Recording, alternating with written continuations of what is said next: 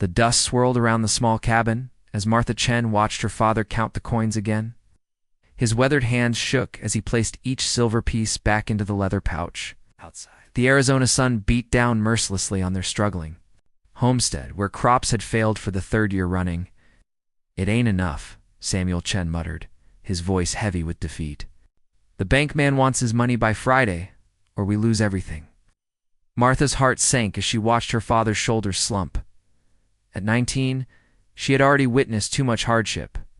First, her mother had died during the harsh winter 2 years ago. Then her older sister Rebecca had been married off to a cattle rancher 30 years her senior, a man who paid her father's debts in exchange for a young bride.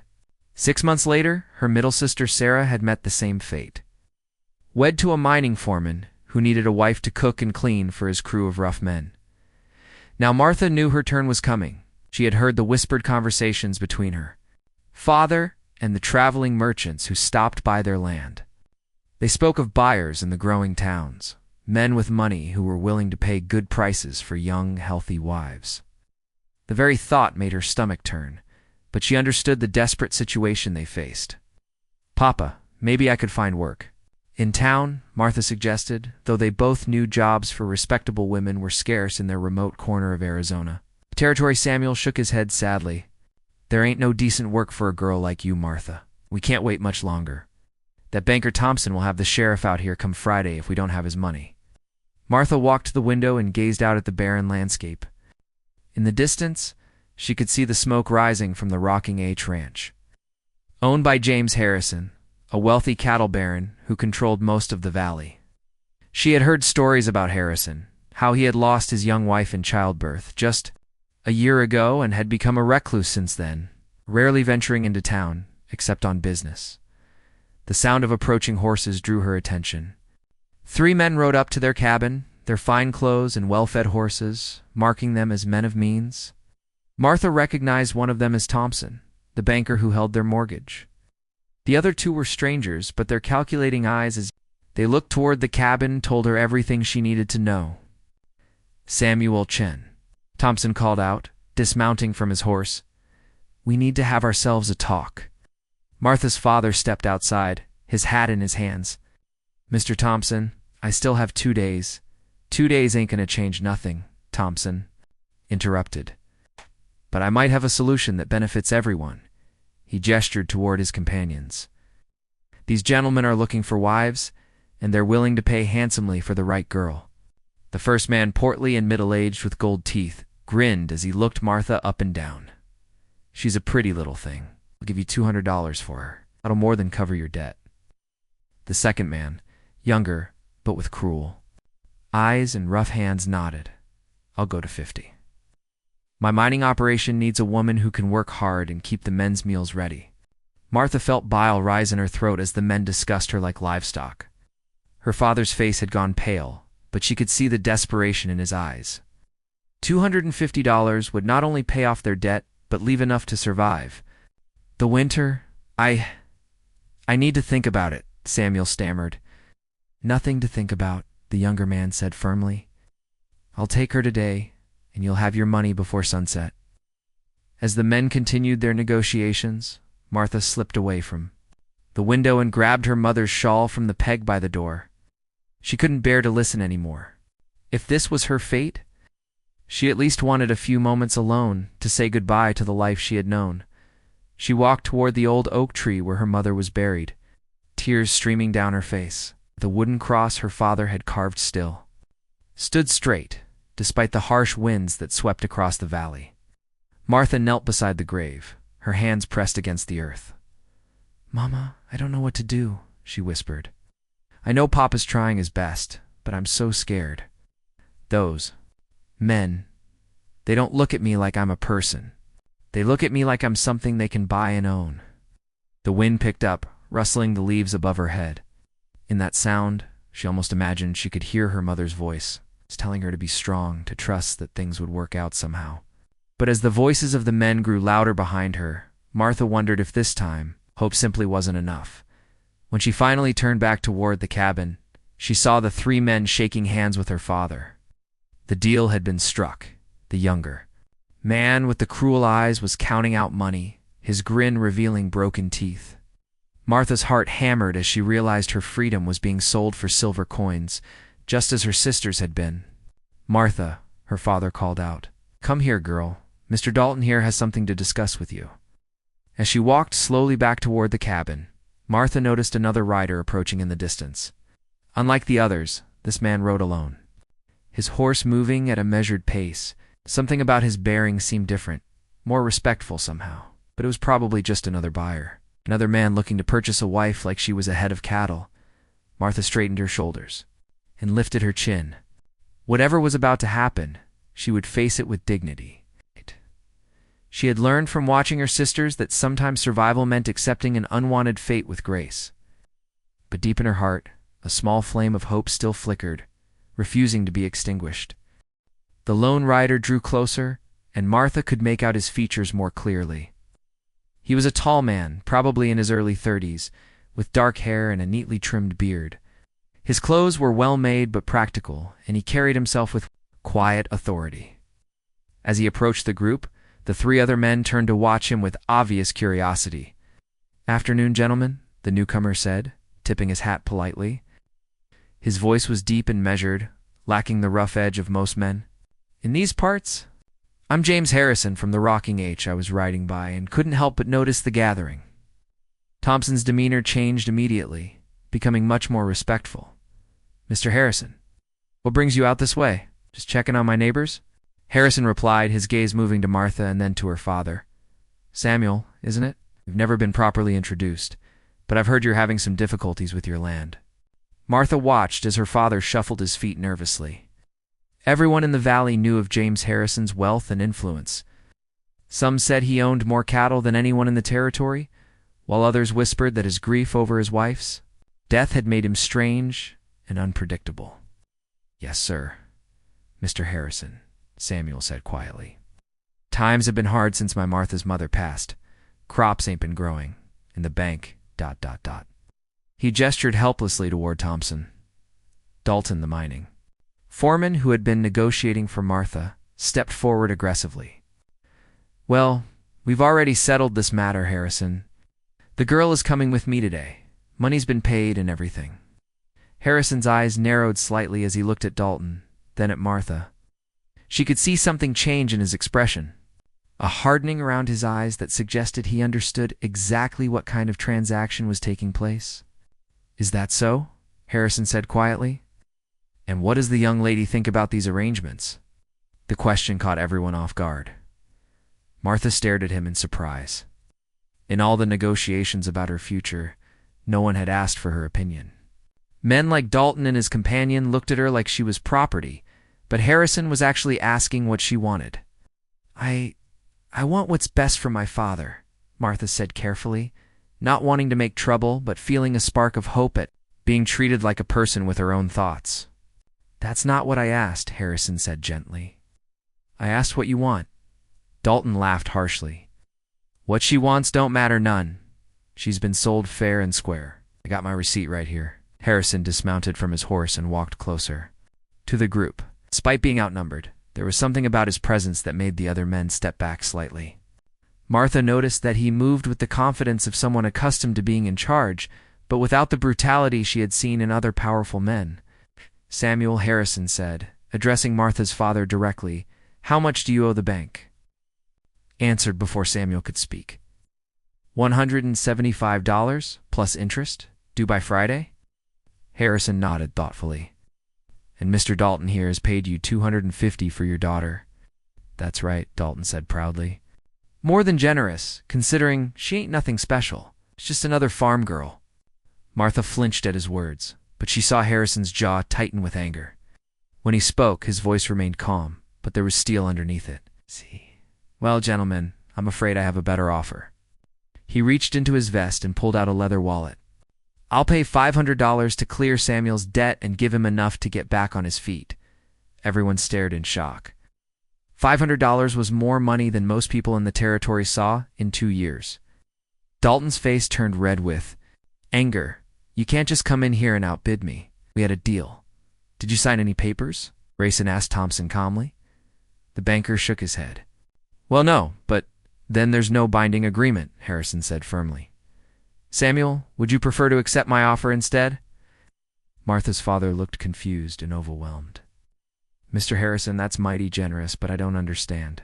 What would you want in return? Harrison was quiet for a long moment, his gaze moving to Martha again. She could see something in his eyes, not the cold calculation of the other men, but a deeper sadness and perhaps understanding. I'm not buying your daughter, Samuel, he said quietly. I'm offering her a choice. She can come work for me as my housekeeper with fair wages and respect, or she can stay here with you, debt-free. Either way, she won't be sold to anyone. Dot. Martha felt her heart racing. This was more kindness than she had dared hope for. But she didn't understand why a wealthy rancher would help strangers. Dalton was furious. This ain't right. I had first claim. You had no claim on another human being, Harrison said sharply, his composure finally cracking slightly. The girl is not livestock to be bought and sold. The confrontation was escalating, and Martha could see Dalton's hand moving toward the gun at his hip. Her father noticed too and stepped forward nervously. Now, gentlemen, let's not have any trouble. There won't be any trouble, Harrison said calmly. But Martha noticed his own hand resting casually near his weapon. Mr. Dalton and his friend are going to get back on their horses and ride away. Aren't you, gentlemen? For a tense moment, nobody moved. Then Thompson, clearly wanting to avoid violence, stepped between the men. Now, let's all calm down. Mr. Harrison's offer is more than fair. Dalton, you'll find another wife elsewhere. There's plenty of women looking for husbands. Dalton glared at Harrison with pure hatred. This ain't over, Harrison. Nobody makes a fool of me. I'm not trying to make a fool of anyone, Harrison replied evenly. I'm just trying to do what's right. As the three men mounted their horses and rode away, Martha felt like she could breathe again. But now she faced a different kind of uncertainty. Why had this stranger intervened on her behalf? What did he really want from her? And what would happen now that she had been given a choice she never expected to have? After the dust from the departing horses had settled, an awkward silence fell over the small group. Martha's father stood with his hat still in his hands, looking bewildered by the sudden turn of events. Martha herself felt overwhelmed by the kindness this stranger had shown her, but also uncertain about what came next. James Harrison seemed to sense the tension and spoke gently. Samuel, I meant what I said about the money. Your debt will be cleared, and you'll have enough left over. To plant new crops come spring, no strings attached. Mr. Harrison, sir? Samuel began hesitantly. I don't rightly know how to thank you. But I gotta ask, why would you do this for folks you barely know? Harrison was quiet for a moment, his gaze drifting toward the mountains in the distance. When he spoke, his voice carried a weight of old pain. Let's just say I know what it's like to lose family. I believe everyone deserves to make their own choices about their life. Martha studied his face and saw the sadness her father had mentioned. Despite his wealth and position, there was a loneliness about James Harrison that reminded her of her own grief after losing her mother. Martha, Harrison said, turning to her directly, I want you to understand that my offer is genuine. If you choose to work for me, you'll be treated with respect. You'll have your own quarters, fair wages, and time off to visit your father whenever you like.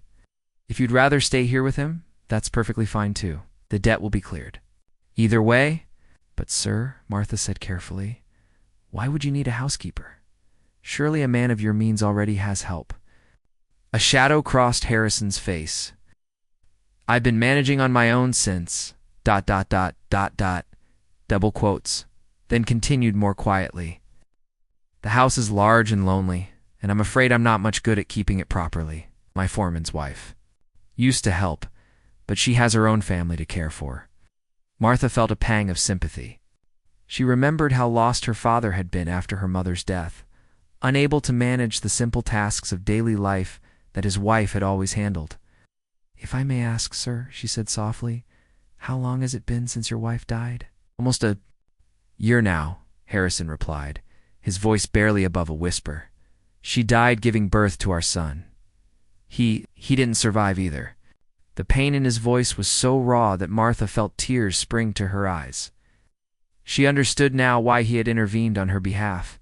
He knew what it meant to lose everything that mattered. "I'm sorry for your loss," she said quietly. "I know it doesn't take the hurt away, but I am truly sorry." Harrison nodded, clearly struggling to maintain his composure. "Thank you. That means more than you know." Samuel cleared his throat awkwardly. "Mr. Harrison, if you don't mind my asking, what kind of work would Martha be doing exactly?" "Cooking, cleaning, managing the household accounts," Harrison explained. "Nothing improper, I assure you. She would have complete privacy, and my foreman Charlie and his wife live in a cabin nearby. They would be happy to act as chaperones whenever needed." Martha considered the offer carefully. The alternative was staying with her father on their struggling homestead, where they would continue to barely scrape by even with the debt cleared.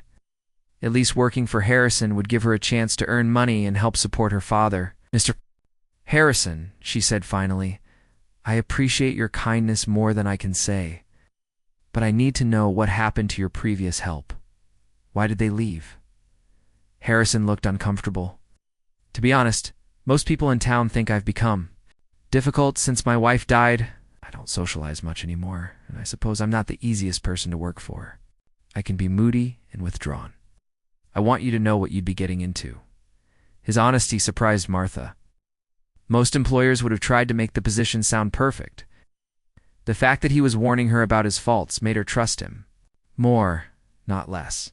"Everyone grieves in their own way," Martha said gently. "I'm not afraid of moody people. My father was pretty difficult for a while after Mama died too." Samuel nodded sadly. "That's the truth. I was near impossible to live with for months. Martha had more patience with me than I deserved." "Then you understand," Harrison said, looking directly at Martha. "I'm offering you honest work at fair wages, but I won't pretend it will always be easy. I have dark days when I'm not fit company for anyone." Martha made her decision. "I'd like to try it, sir. If you're willing to give me a chance." "Are you certain?" Harrison asked. "You don't have to decide right now. Take some time to think it over." "I've thought it over," Martha replied firmly. "My father will be better off without having to worry about feeding me, and I'll be able to send money home to help him get back on his feet. Besides, everyone deserves a second chance at finding some peace." Harrison's expression softened at her words. "Very well then. Would you like to see the house before you commit? I can take you there now, and you can start Monday, if everything looks suitable." "It sounds fair," Martha agreed. As Harrison went to get his horse ready for the ride to his ranch, Samuel pulled his daughter aside. "Martha, honey, are you sure about this? You don't know this man very well?"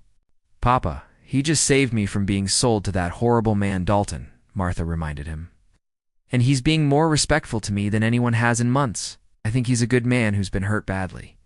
Maybe we can help each other." Samuel nodded. "Slowly, you always did have good instincts about people. Just promise me you'll be careful. And if anything doesn't feel right, you come home immediately, you hear me? I promise, Papa." "Yes." Martha gathered a few belongings for her visit to the Harrison ranch. She felt a mixture of nervousness and anticipation.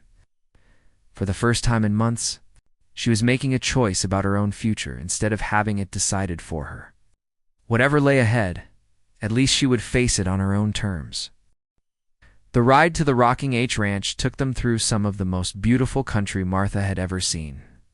Rolling hills covered in golden grass stretched toward distant mountains, and cattle grazed peacefully in fenced pastures.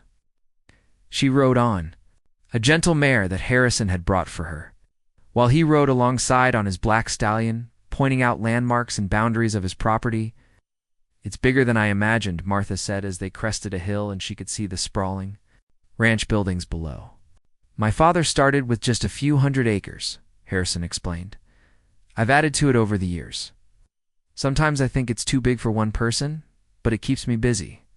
The main house was impressive, a large two-story structure built of stone and timber with a wide porch that wrapped around 3 sides. It was clearly the home of a wealthy man. But Martha could see signs of neglect in the overgrown garden and peeling paint on the shutters. "It's beautiful," she said honestly. "It just needs a woman's touch to bring it back to life." Harrison's expression grew sad again. Elizabeth used to say the same thing. She had plans for gardens and improvements that we never got to finish. Ow. They dismounted at the front porch, where a weathered man in his 50s emerged from the house. His clothes marked him as a working cowhand, but his bearing suggested he held a position of authority. "Charlie, this is Miss Martha Chen," Harrison said. "She's considering taking the position as our housekeeper." Charlie removed his hat and nodded respectfully. "Pleased to meet you, miss. I'm Charlie Rodriguez, the foreman here. My wife Rosa and I live in the cabin by the creek. She'll be mighty pleased to have another woman around the place." "It's nice to meet you, Mr. Rodriguez." Martha replied warmly, "Just Charlie, miss. We don't stand much on ceremony here except when the boss is being formal." He grinned at Harrison, who actually smiled slightly in return. "Charlie's been with us for 8 years, Harrison explained. "He pretty much runs the day-to-day operations while I handle the business side of things." They entered the house, and Martha immediately understood what Harrison meant about needing help. The rooms were spacious and well-furnished, but everything was covered in dust. Dishes were piled in the kitchen, and clothes were scattered about the parlor. It was clear that a grieving man had been living alone and barely managing to take care of himself. "I know it's a mess," Harrison said, looking embarrassed. "I told you I wasn't good at keeping house. It's nothing that can't be fixed with some time and effort," Martha assured him. "The bones of the house are beautiful. It just needs some attention." Harrison showed her through the main floor, a large kitchen with a modern stove, a dining room that could seat 12, comfortable parlor with a stone fireplace, and his study lined with books. Upstairs were 4 bedrooms, including a spacious master suite that he clearly avoided using, preferring to sleep in a smaller room at the end of the hall. "This would be your room," he said, opening the door to a corner bedroom with windows facing east and south. "It has good light and a view of the mountains." The room was simply furnished, but comfortable, with a brass bed, a desk, and a wardrobe. It was larger and nicer than any room Martha had ever called her own. "It's perfect," she said, meaning it. "The wages are $30 a month, plus room and board," Harrison said. "Sundays are your day off, and you're free to visit your father whenever you like." "Is that acceptable?" Martha's eyes widened. $30 a month was more than many men earned doing hard labor. "Sir, that seems like too much. It's fair wages for fair work," Harrison interrupted. "My employees properly." They went back downstairs, where Charlie was waiting with a woman Martha assumed was his wife. She was a plump, motherly Mexican woman with kind eyes and graying hair pulled back in a neat bun. Charlie said, "She's been helping keep Mr. Harrison fed, but she's got her hands full with our own place and our grandchildren." "Senorita Martha," Rosa said warmly, taking Martha's hands in her own. Right. "It will be so good to have help here. This poor man, he tries to take care of himself, but he is not eating properly, not sleeping well. He needs someone to look after him," Rosa Harrison protested, looking embarrassed. "I'm managing fine." "Sir, you are managing to waste away to nothing," Rosa replied firmly. "When did you last have a proper meal? When did you last sleep through the night?" Martha could see that Rosa genuinely cared about Harrison's welfare, and it touched her heart. She could also see the truth in Rosa's words. Harrison was too thin, and there were dark circles under his eyes that spoke of sleepless nights. "Well, Miss Chen," Harrison said, clearly wanting to change the subject, "what do you think? You willing to take on the challenge of putting this house back in order?" Martha looked around the neglected but beautiful home and thought about the lonely man who needed help but was too proud to ask for it directly. She thought about her father, who would be able to live with dignity thanks to Harrison's generosity. And she thought about herself, finally having the chance to make her own way in the world. "Yes, Mr. Harrison, I'd be honored to work for you." "Excellent. Can you start on Monday?" "I can start tomorrow if you need me to," Martha offered. For the first time since they'd met, Harrison smiled genuinely. Tomorrow would be wonderful. "You, Martha. I think this arrangement is going to work out well for both of us." As they prepared for the ride back to her father's homestead so she could collect her belongings, Martha felt hopeful for the first time in months. She would be working for a good man who had shown her kindness when she needed it most. And perhaps, in helping him restore his home, she might also help him find some peace from his grief. What she didn't expect was how much working for James Harrison would change her own heart. Martha settled into her new life at the Rocking H Ranch more easily than she had expected. Within her first week, she had organized the kitchen, cleaned the main living areas, and established routines that brought order back to the house. More importantly, she had begun to understand the man she worked for. James Harrison was indeed moody and withdrawn, just as he had warned her. Some days he would barely speak, taking his meals in silence and disappearing into his study for hours. But Martha also saw his kindness in small gestures, the way he always thanked her for her work, how he made sure she had everything she needed, and his genuine concern for her welfare. "You're working too hard," he said one evening as he found her mending shirts by lamplight in the kitchen. "Those can wait until tomorrow." "I don't mind, sir. I want to earn my wages," Martha replied, not looking up from her needlework. "Already earned them twice over," Harrison said, sitting down across from her at the kitchen table. "This place hasn't looked this good since, ... well, in a long time." It was the closest he had come to mentioning his late wife, and Martha sensed an opportunity to help him talk about his grief. "She must have kept a beautiful home," Martha said gently. Harrison was quiet for so long that Martha thought he wouldn't answer. Then he spoke, his voice barely above a whisper. "Elizabeth had such plans for this place. She wanted to plant roses along the front porch, put in a vegetable garden behind the kitchen. She said a home should be filled with life and laughter, not just expensive furniture." "She sounds like a wonderful woman." She was. She could make friends with anyone, the ranch hands, the townspeople, even the crankiest old settlers. Everyone loved her. His voice grew heavy with pain. She would have been an amazing mother. Martha's heart ached for him. She had lost her mother, but James had lost both his wife and his child in one devastating blow. No wonder he had withdrawn from the world. "I'm sure she would have been," Martha said softly. "But she wouldn't want you to stop living because she couldn't stay with you." Harrison looked up at her sharply, and Martha worried she had overstepped. But instead of anger, she saw surprise in his eyes, as if no one had ever spoken to him so directly about his loss. "I'm sorry," Martha said quickly. "I shouldn't have said that. It's not my place." "No," Harrison said quietly. "Don't apologize. You're probably right. Elizabeth was always telling people to live each day fully because you never know what tomorrow might bring. I just... I don't know how to do that anymore." Over the following weeks, Martha began to see small changes in James. He started taking his meals with her in the kitchen rather than eating alone in his study. He began to take better care of himself, shaving regularly and wearing clean clothes. Most importantly, he started talking about his childhood, his dreams for the ranch, and slowly, carefully. About Elizabeth, Martha found herself looking forward to these conversations more than she should have. James was intelligent and thoughtful, with a dry sense of humor that emerged as he began to heal. He treated her as an equal, asking her opinions about everything from ranch business to books he was reading. It was a kind of respect she had never experienced from a man before. "Martha," he said one evening as they sat on the front porch watching the sunset, "may I ask you something personal?" "Of course, sir, James," he corrected gently. "We've been living in the same house for 2 months. I think we can dispense with the formalities when it's just us." The request sent a flutter through Martha's chest, but she tried to keep her voice steady. "What did you want to ask?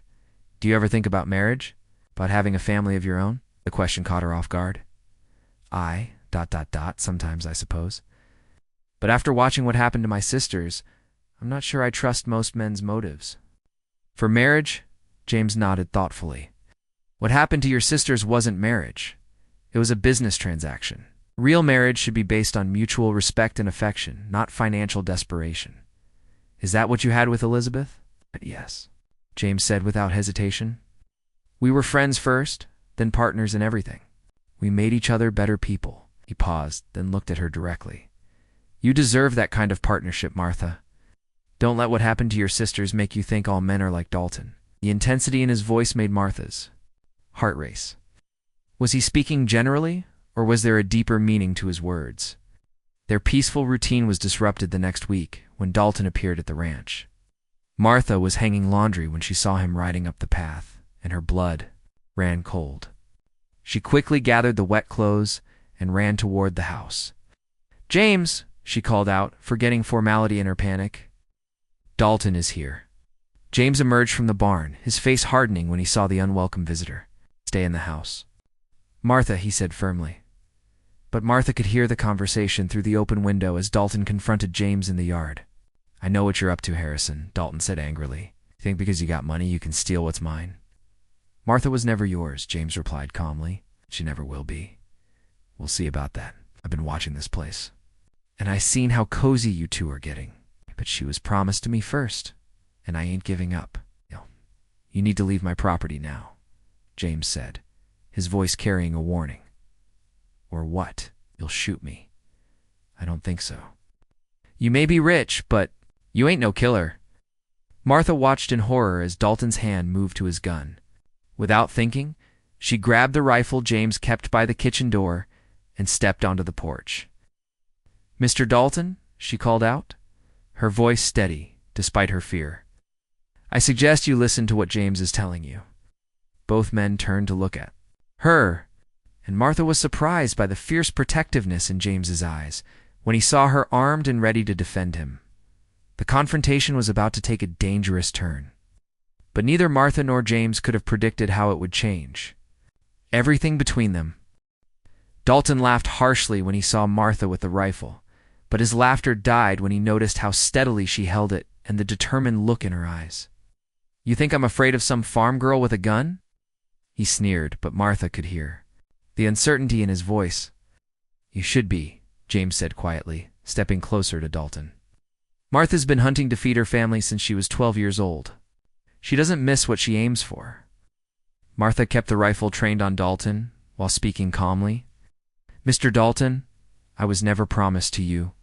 Money was discussed, but I never agreed to anything. I'm here by my own choice, working for fair wages, and being treated with respect. I suggest you find yourself a wife who actually wants to marry you." "This ain't over," Dalton snarled, backing toward his horse. "You can't hide behind Harrison forever, girl. Someday you'll be alone, and when that day comes, you'll remember who wanted you first. If you threaten her again, it will be the last threat you ever make," James said, his voice deadly calm. "Now get off my land before I let Martha show you how good a shot she really is." Dalton mounted his horse and rode away, but not before giving them both a look of pure hatred. Martha kept the rifle ready until he disappeared over the hill, then finally lowered it with shaking hands. "Are you all right?" James asked, rushing to her side and gently taking the rifle from her trembling grip. "I think so," Martha said, though. Her voice wavered. "I've never pointed a gun at a person before." "You did exactly what you needed to do," James said, his hands resting on her shoulders. "You were incredibly brave." As the adrenaline faded, Martha became aware of how close James was standing to her, how his hands felt warm and protective on her shoulders. When she looked up into his eyes, she saw something there that made her breath catch. Not just concern for her safety, but something deeper and more tender. "Martha," he said softly, "I need to tell you something. These past months, having you here, you've brought this house back to life. You've brought me back to life." Martha's heart pounded. As she realized what he was trying to say, James, ... "I know it's not proper," he continued, his voice urgent now. "You work for me, and I'm still grieving Elizabeth, but I can't pretend anymore. I care for you, Martha. It's more than I should, more than I expected to ever feel again." "You don't have to pretend," Martha whispered. "I care for you too. I have 4 weeks now." The admission hung between them like a bridge they were both afraid to cross. Then James reached up and gently touched her face, and Martha leaned into his touch without thinking. "I don't want you to work for me anymore," he said quietly. Martha's heart sank, thinking he was dismissing her. "Have I done something wrong?" James said, a smile breaking across his face for the first time since she'd known him. "I want you to marry me. I want you to be my partner, not my employee. I want to build a real life with you the way Elizabeth would have wanted me to." Martha stared at him in amazement. "Are you sure I'm not educated like Elizabeth was?" I don't. Come from a good family. I have nothing to offer you, but you have everything to offer, James interrupted. You have kindness, courage, wisdom, and a heart big enough to help a broken man learn to live again. You've made this house a home, Martha. Now I want you to make it our home. Tears filled Martha's eyes as she realized that her sister's fates didn't have to be hers. She had found a man who saw her as an equal, who wanted to marry her for love, not convenience or desperation. Yes, she whispered, then louder. Yes, James, I'll marry you. He pulled her into his arms then, holding her close, as if he couldn't quite believe she was real. Martha felt safe and cherished in a way she had never experienced before. Well, Do this properly, James said, pulling back to look at her. I'll ask your father's permission. We'll have a real wedding, and everyone will know this is a marriage of love and respect. Papa will be so happy, Martha said, laughing through her tears. He was worried about me living here unmarried, but he was too grateful for your kindness to say anything. And what about you? James asked, still holding her close. Are you happy? Martha looked around at the ranch that would now truly be her home, thought about the man who had saved her from a terrible fate, and then won her heart with his gentleness and respect, and smiled. I'm happier than I ever thought possible, she said honestly. 6 months later, Martha Harrison stood on the same front porch where James had first proposed, watching him work with the ranch hands in the corral. Her hand rested on her slightly rounded belly, where their first child was growing. The roses she had planted along the porch were blooming beautifully, and the vegetable garden behind the kitchen was producing enough food to feed the entire ranch crew. Her father had walked her down the aisle at their wedding, tears of joy streaming down his face. Her sisters had both attended, amazed to see Martha in a marriage built on love rather than desperation. Even the townspeople who had once whispered about the grieving widower now spoke of how much happier James seemed with his new wife. What are you smiling about? James asked, joining her on the porch after finishing his work. Just thinking about how different my life turned out from what I expected, Martha said, leaning into his embrace. Better or worse than you expected, he teased, pressing a kiss to her temple. So much better, Martha replied. I went from being sold like cattle to being cherished like a queen. Sometimes I think I must be dreaming. Don't wake up, James said, his arms tightening around her. Because this is the life I want to live forever with you, in this house we've made together, raising our children and growing old side by side. Martha turned in his arms and kissed him, tasting the salt of happy tears on both their lips. Had learned that sometimes the worst moments of your life could lead to the very best ones, and that love could heal even the deepest grief when you were brave enough to trust it. In the distance, she could see storm clouds gathering over the mountains, but Martha wasn't worried. Whatever challenges lay ahead, she and James would face them together as equal partners in a love that had transformed both their lives. And that was a foundation strong enough to weather any storm.